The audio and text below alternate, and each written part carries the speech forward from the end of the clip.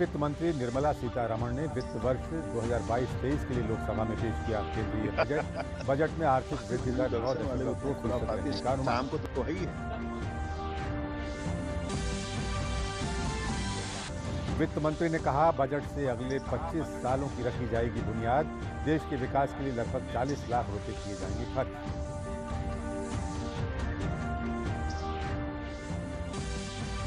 कृषि क्षेत्र को बजट में दी गई विशेष सौगात। गंगा नदी के किनारे 5 किलोमीटर चौड़े गलियारे में किसानों की जमीन पर फोकस के साथ रासायनिक मुक्त प्राकृतिक खेती को दिया जाएगा बढ़ावा।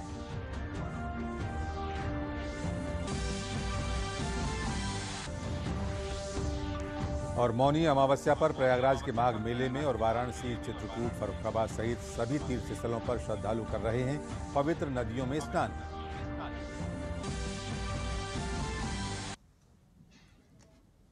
नमस्कार, मैं अशोक यादव और अब समाचार विस्तार से। वित्त मंत्री निर्मला सीतारमण ने आज संसद में बजट पेश किया। बजट में इस बार देश की आर्थिक वृद्धि दर 9.2% रहने का अनुमान है। उन्होंने रोजगार, मकान और शिक्षा आदि के संबंध में कई बड़ी घोषणाएं की। इस बार फिर से आयकर में कोई छूट नहीं दी गई। वित्त मंत्री ने इस बजट में युवाओं के लिए 60 लाख नौकरियों के अवसर तैयार करने का वादा किया। वित्त मंत्री ने कहा कि इस बजट से अगले 25 साल की बुनियाद रखी जाएगी। वित्त मंत्री निर्मला सीतारमण ने वित्त वर्ष 2022-23 के लिए आज लोकसभा में बजट पेश किया। देश के विकास के लिए लगभग 40 लाख करोड़ रुपए खर्च होंगे। वित्त मंत्री ने कहा कि ये बजट नए भारत की नींव रखता है। उन्होंने कहा कि इस बार टैक्स स्लैब में कोई परिवर्तन नहीं होगा। जो पहले टैक्स रेट था, आम आदमी के लिए वही टैक्स रेट रहेंगे। कोई नया टैक्स देश पर नहीं लगाया गया है। प्रभावी पूंजीगत व्यय 10.68 लाख करोड़ रुपए या सकल घरेलू उत्पाद का 4.1% होगा। संसाधन जुटाने के लिए सॉवरेन ग्रीन बॉन्ड जारी किए जाएंगे। इंफ्रा सेक्टर में निजी पूंजी बढ़ाने के लिए उपाय किए जाएंगे। सन 2022-23 में राज्यों को 1 लाख करोड़ रुपए की वित्तीय सहायता दी जाएगी।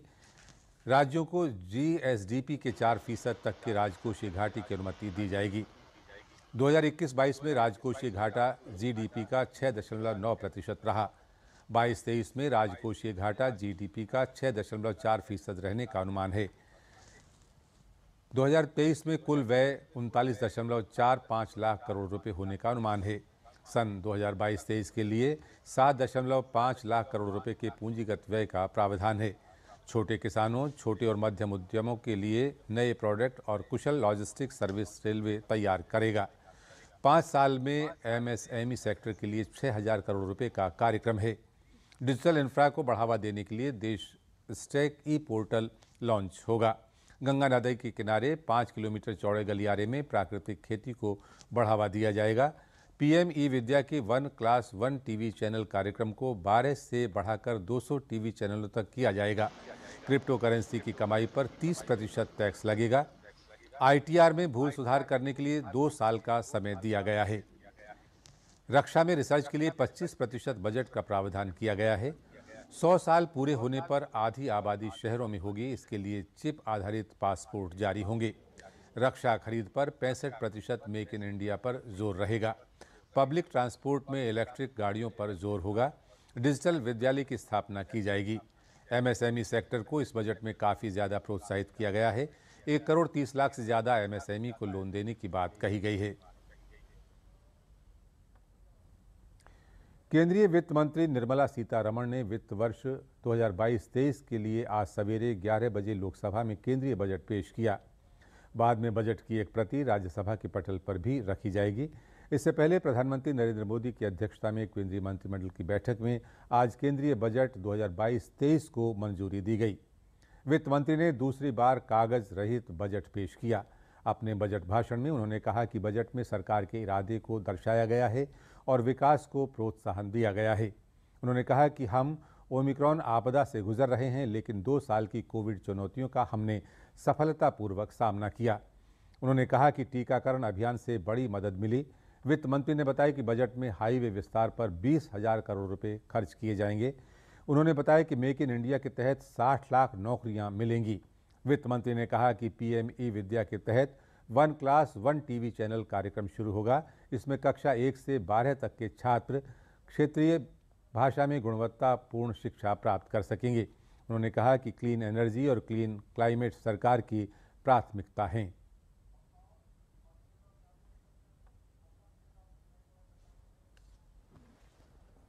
Honorable Speaker, sir, I present the budget for the year 2022-23. At the outset,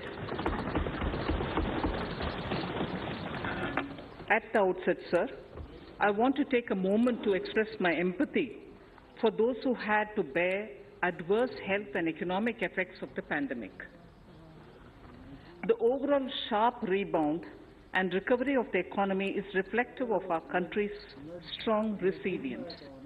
India's economic growth in the current year is estimated to be 9.2%, highest among all large economies. I recognize we are in the midst of an Omicron wave with high incidence but milder symptoms. Further, the speed and coverage of our vaccination campaign has helped greatly. With an accelerated improvement of health infrastructure in the past 2 years, we are in a strong position to withstand challenges. I am confident that with Sabka Prayas, we will continue our journey with strong growth. Honorable Speaker, we are marking Azadi Ka Amrit Mahotsav and have entered into Amrit Kal, the 25-year-long lead up to India at 100. Honorable Prime Minister in his Independence Day address had set out the vision for India at 100. By achieving certain goals during Amrit Kal, our government aims to attain this vision. They are complementing the macroeconomic level growth focus with a microeconomic level all-inclusive welfare focus, promoting digital economy and fintech, technology-enabled development, energy transition, and climate action, and relying on virtuous cycles starting from private investment with public capital investment, helping to crowd in private investment. Since 2014, our government's focus has been on empowerment of citizens, especially the poor and the marginalized. Measures have included programs that have provided housing, electricity, cooking gas, and access to water. We also have programs for ensuring financial inclusion and direct benefit transfers. We are committed to strengthening the abilities of the poor to tap all opportunities. Our government constantly strives to provide the necessary ecosystem for the middle classes, a vast and wide section which is populated across various middle-income brackets, to make use of the opportunities they so desire. This budget seeks to lay the foundation and give a blueprint to steer the economy over Amrit Kal of the next 25 years, from India at 75 to India at 100. It continues to build on the vision drawn in the budget of 21-22. Its fundamental tenets, which included transparency of financial statement and fiscal position, reflect the government's intent, strengths, and challenges. This continues to guide us. The initiatives of the last year's budget have seen significant progress and have been provided with adequate allocations in this budget as well. The strengthening of health infrastructure, speedy implementation of the vaccination program, and the nationwide resilient response to the current wave of the pandemic are evident for all. The productivity-linked incentive in 14 sectors for achieving the vision of Atmanirbhar Bharat has received excellent response, with potential to create 60 lakh new jobs and an additional production of 30 lakh crore during next 5 years. Towards implementation of the new public sector enterprise policy, the strategic transfer of ownership of Air India has been completed. The strategic partner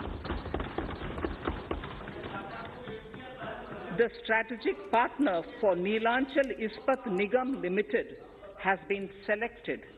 The public issue of the LIC is expected shortly. Others too are in the process for 2022-23. वित्त मंत्री निर्मला सीतारमण द्वारा budget पेश किए जाने के बाद share बाजार में भारी उछाल देखा गया। शेयर बाजार में 800 अंकों की बढ़त देखी गई। मार्केट इस बजट पर खुशी जता रहा है।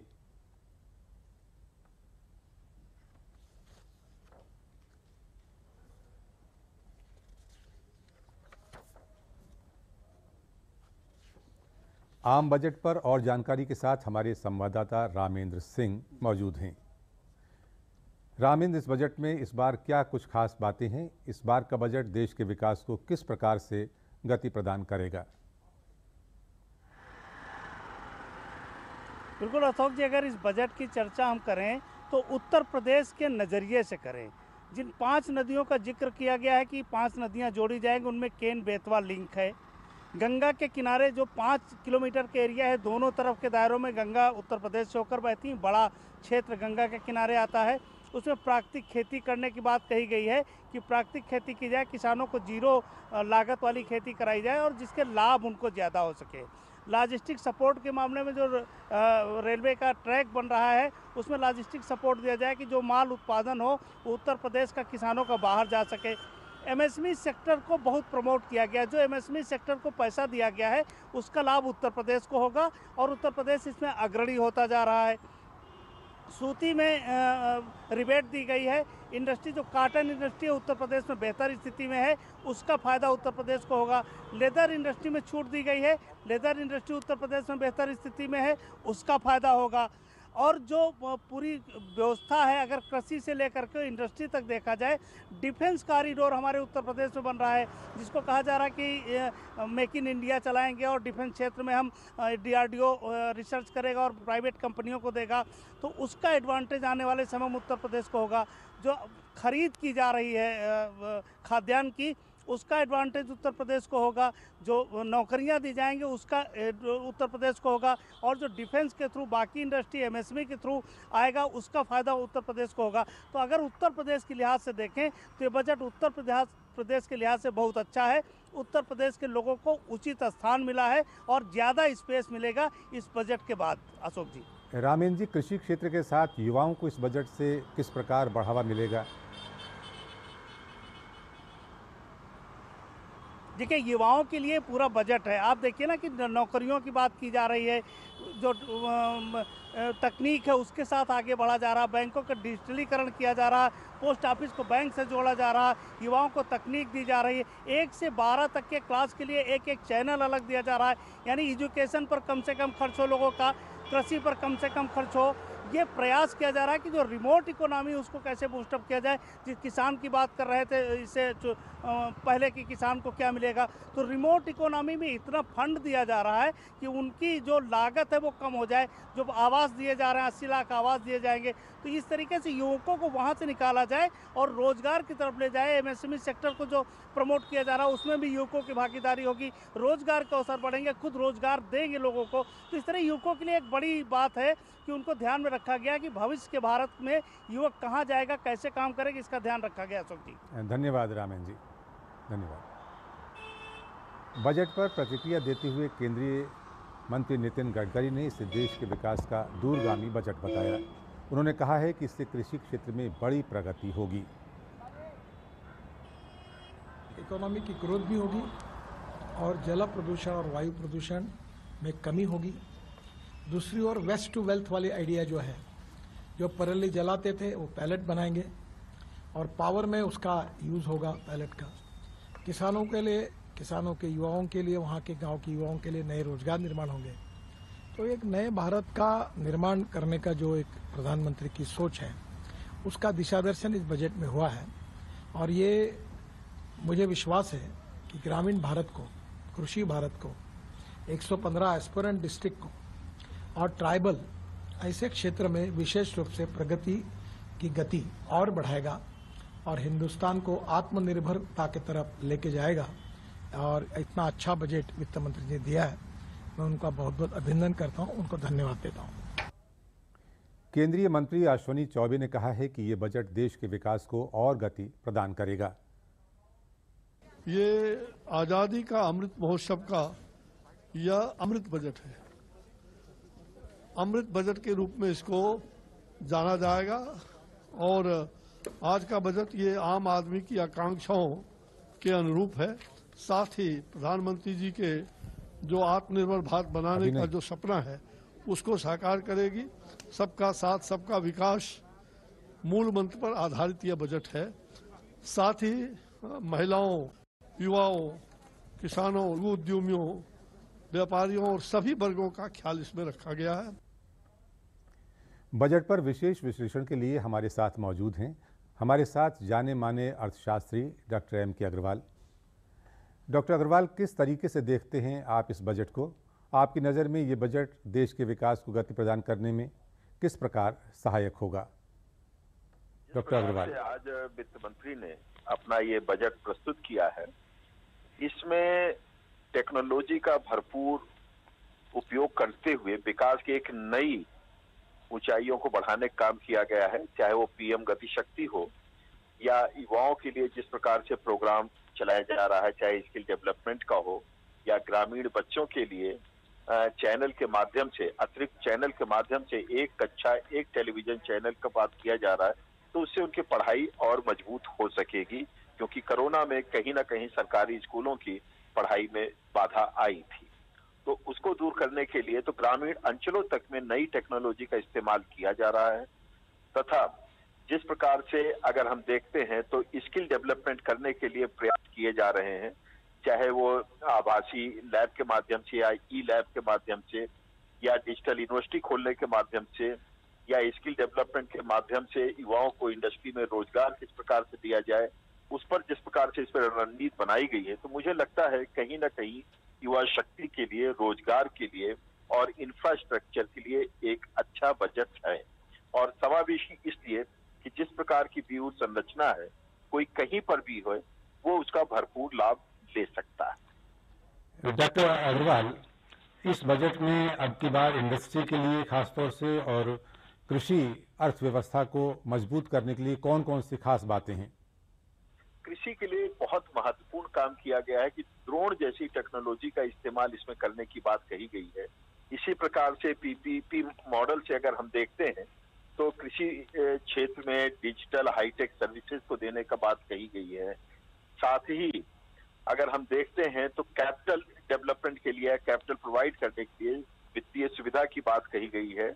और इन सब से अलग एक जो बड़ी पहल की गई है, जो कि बहुत बड़ा लंबा क्षेत्र होता है, अगर हम जहां से गंगा का उद्गम होता है वहां से लेकर के अगर गंगा सागर तक जाते हैं तो उसके दोनों तरफ 5-5 किलोमीटर तक जिसको हम केमिकल फ्री फार्मिंग की बात कह सकते हैं या ऑर्गेनिक फार्मिंग की बात कर सकते हैं या नेचुरल फार्मिंग की बात कर सकते हैं, उसको बढ़ाने की बात कही गई है।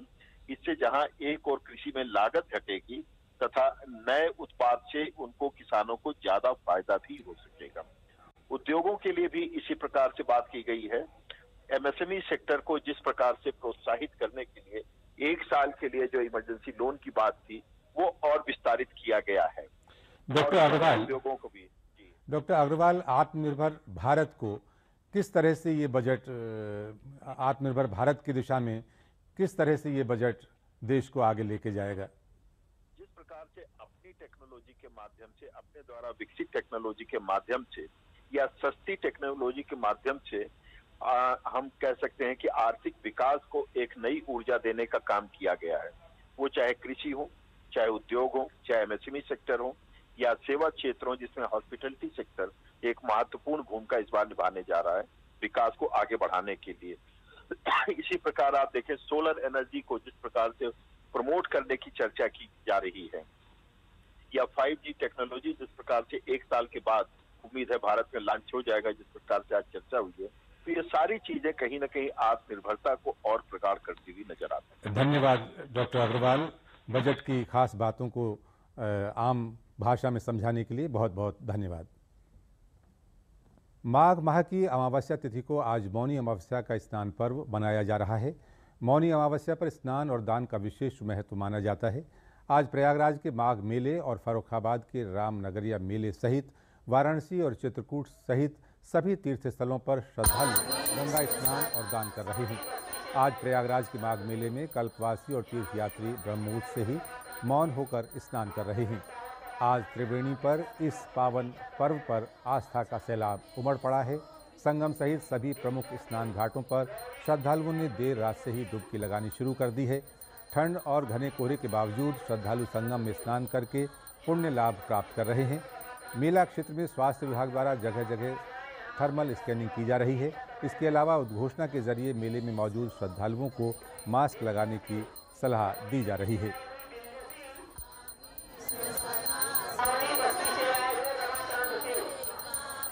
मौनी अमावस्या पंच कर्मेंद्री, पंच ज्ञान इंद्रिय और 11वां मन को एकाग्र कर पंच डुबकी अगर लगाते हैं तो पंच शरीर के पंच महाभूतों की प्रतिरोधात्मक क्षमता बढ़ती है, शरीर स्वस्थ होता है, निर्मल होता है और 4 पुरुषार्थ धर्म अर्थ काम मोक्ष की प्राप्ति होती है। सब कुछ व्यवस्था बढ़िया था, नहाए हम लोग अच्छा से आए हुए हैं और बहुत बढ़िया व्यवस्था रहा है।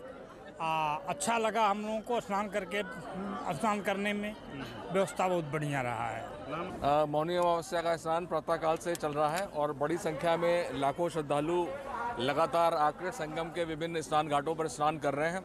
एक वृहद सुरक्षा योजना तैयार की गई है जिसके अंतर्गत पुलिस की विभिन्न इकाइयों और संगठनों से नागरिक पुलिस के लोग, यातायात पुलिस के लोग, जल पुलिस के लोग, SDRF की टीम्स, PSC की फ्लड कंपनीज के जवान, ATS के कमांडोज, घुड़सवार पुलिस, ये सारे व्यवस्थापित किए गए हैं। और जब ये श्रद्धालु संगम में डुबकी लगाएं तो इनकी सुरक्षा के व्यापक बंदोबस्त किए गए हैं, जिसमें जो संगम के हमारे स्नान घाट हैं, 22 स्नान घाट हैं, सब पर डीप वाटर बैरिकेडिंग की गई है। वाराणसी में मौनी अमावस्या के पर्व पर बड़ी संख्या में श्रद्धालु गंगा स्नान कर रहे हैं।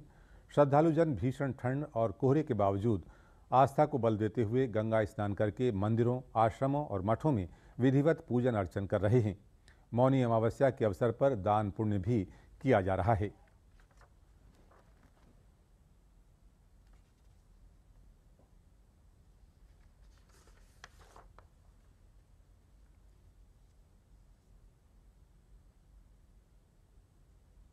बहुत सुंदर सर, कैसे हमारे यहाँ जो है पहले की भांति भीड़ अधिक से अधिक मात्रा में बढ़ी जा रही है।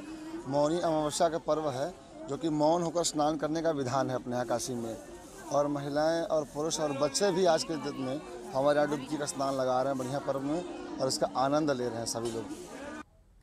और आइए एक बार फिर उत्तर प्रदेश विधानसभा निर्वाचन से जुड़ी हुई अन्य खबरों की ओर रुख करते हैं। भारतीय जनता पार्टी के प्रदेश अध्यक्ष स्वतंत्र देव सिंह ने मथुरा के 5 विधानसभा क्षेत्रों में भाजपा प्रत्याशियों के लिए प्रचार किया। भारतीय जनता पार्टी प्रदेश अध्यक्ष ने डोर टू डोर कैंपेन किया और मतदाताओं से प्रभावी संपर्क किया। मथुरा धार्मिक क्षेत्र है और इस बार चुनावों में खासतौर पर ये उभर कर आया है। भाजपा प्रदेश अध्यक्ष सबसे पहले मांट विधानसभा क्षेत्र पहुंचे, जहां उन्होंने भाजपा प्रत्याशी के लिए बाजना कस्बे में जनसंपर्क किया और जनता से भाजपा को वोट देने की अपील की।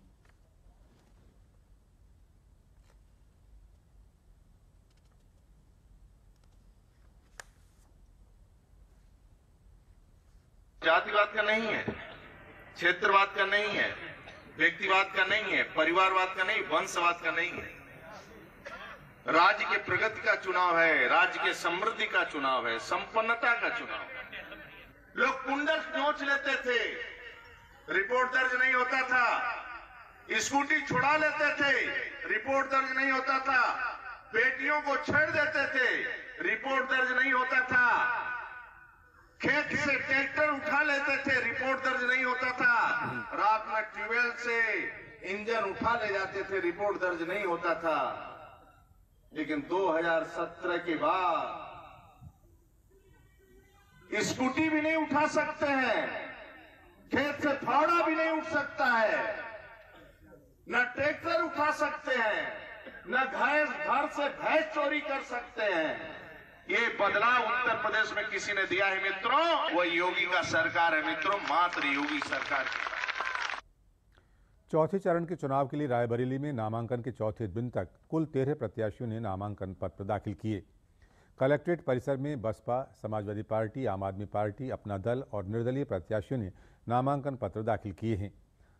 हरचंदपुर विधानसभा क्षेत्र से समाजवादी पार्टी प्रत्याशी राहुल लोधी, ऊंचाहार से बसपा प्रत्याशी अंजलि मौर्य, ठाकुर प्रसाद यादव सरेनी विधानसभा से बसपा प्रत्याशी और ऊंचाहार से अपना दल के प्रत्याशी पंकज पटेल ने नामांकन किया।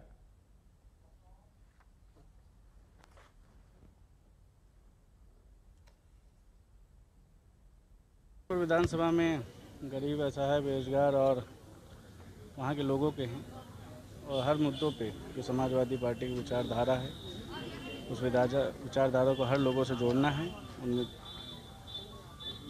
उन्हीं विचारधारा को आगे लेते हुए हम समाजवादी पार्टी को हर सीट पे समाजवादी पार्टी को सारी सीटों पे समाजवादी पार्टी जीतने वाली है और पूरी ताकत के साथ अखिलेश यादव जी ने, राष्ट्रीय अध्यक्ष जी ने हम पे विश्वास जताया है। उन्हीं विश्वास पर हमें खरा उतरना है। अब हम लोग जनता के मुद्दे पे आए हैं और विकास का काम नीचे करो किया जाएगा, वही मुद्दा है। अरे सरकार के भाजपा गवर्नमेंट में आप देख रहे हैं गड्ढे कितने, कहने कि 100 दिन में मुक्त करा देंगे। हमारी गवर्नमेंट आएगी तो हम लोग मुक्त कराएंगे उस गड्ढे को, अभी तक मुक्त नहीं हुए हैं। सबसे मुख्य जो मुद्दा है वो मवेशियों का है, सड़क का मुद्दे हैं और गाँव में जो विकास के रास्ते जो बाधित हैं आज 10 सालों से, उसे खोलने का हम काम करेंगे और जनता के बीच जाकर के उन्हें न्याय दिलाने का काम करेंगे। जनपद इटावा के तीनों विधानसभा सीटों इटावा सदर, भरथना और जसवंत नगर के लिए कल 14 नामांकन पत्र दाखिल हुए। सदर विधानसभा सीट से पूर्व नगर पालिका चेयरमैन बसपा प्रत्याशी कुलदीप गुप्ता उर्फ संटू, आम आदमी पार्टी के प्रत्याशी डॉक्टर शिव प्रताप सिंह राजपूत और जनसत्ता दल लोकतांत्रिक से प्रत्याशी मुकेश सेंगर ने नामांकन पत्र दाखिल किए हैं। भरथना विधानसभा सीट से भाजपा प्रत्याशी सिद्धार्थ शंकर दोहरे, कांग्रेस प्रत्याशी स्नेहलता दोहरे और बसपा से कमलेश अंबेडकर ने नामांकन पत्र दाखिल किए हैं।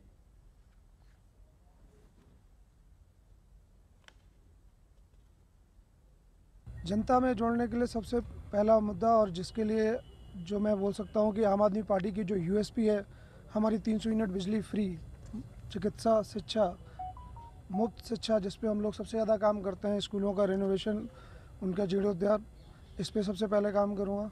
दूसरा हमारा जो एक बड़ा हमारा जो इस बार घोषणा पत्र में शामिल किया गया है, किसानों का सारा ऋण माफ़, 300 यूनिट बिजली फ्री, पुराने बकाया बिल माफ़ और प्रति माह 18 वर्ष से ऊपर महिलाओं के लिए 1000 रुपये का जो प्रति माह राशि तय की गई वो। शिक्षा है, बेरोजगारी है, स्वास्थ्य सेवाएं हैं, किसानों के मुद्दे हैं, बहुत सारी। मैं इटावा की जनता से ये कहना चाहता हूँ, न्याय और अन्याय और काम करने वालों को वोट दें। जो आपके दुख सुख में रहने वाले लोग हैं, हमसे बेहतर हों तो उनको वोट दें।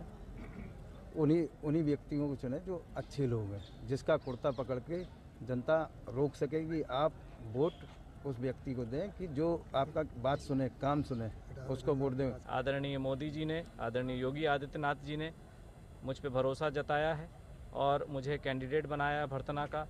आप सब मीडिया बंधुओं का मैं बहुत बहुत धन्यवाद देना चाहता हूं। ये मेरे पूर्वजों की धरती है, मेरे पिताजी यहाँ से विधायक रहे हैं, बहुत काम किया है, उनके सपनों को पूरा करना है। भारतीय जनता पार्टी के जो सपने हैं इस क्षेत्र के लिए, उनको भी पूरा करना है, निर्देश लेना है अपने केंद्रीय नेतृत्व से। अंत में प्रमुख समाचार एक बार फिर।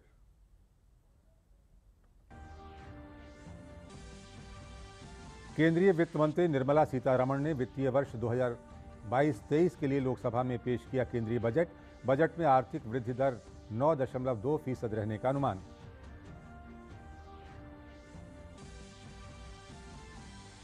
वित्त मंत्री ने कहा, बजट से अगले 25 सालों की रखी जाएगी बुनियाद। देश के विकास के लिए लगभग 40 लाख रुपए किए जाएंगे खर्च।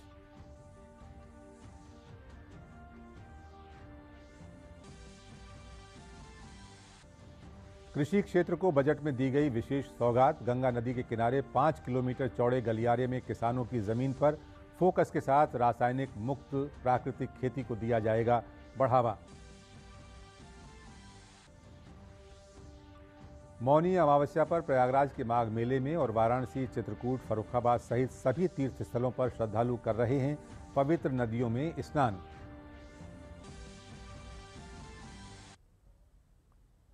समाचारों में बस इतना ही, लेकिन चलने से पहले एक ज़रूरी बात।